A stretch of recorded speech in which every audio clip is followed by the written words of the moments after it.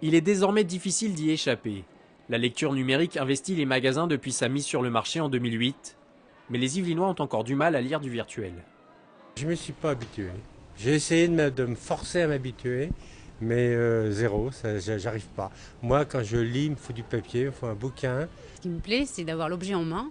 Et puis j'aime l'odeur du papier. Et voilà. Donc je ne retrouve pas dans ça dans les tablettes, même si je trouve ça très intéressant de pouvoir stocker beaucoup d'informations sur un seul objet léger et portatif. Dans ce magasin des Clés-sous-Bois, les liseuses de livres numériques ont été mises en rayon il y a quelques mois. Et les ventes ont déjà décollé. Avec ces tablettes, vous n'êtes plus obligé de transporter votre bibliothèque quand vous partez en vacances, la liseuse pouvant stocker plusieurs milliers d'ouvrages. C'est la capacité effectivement de stockage, c'est la facilité de transport. C'est, je crois, en mon sens, tout simplement une réponse à des besoins d'aujourd'hui, de nomadisme, de consommation, de dématérialisation de tous nos supports.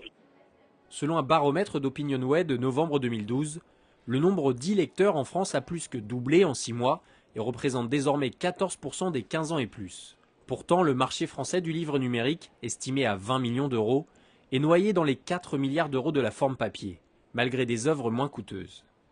C'est en moyenne entre 20% et 30% moins cher.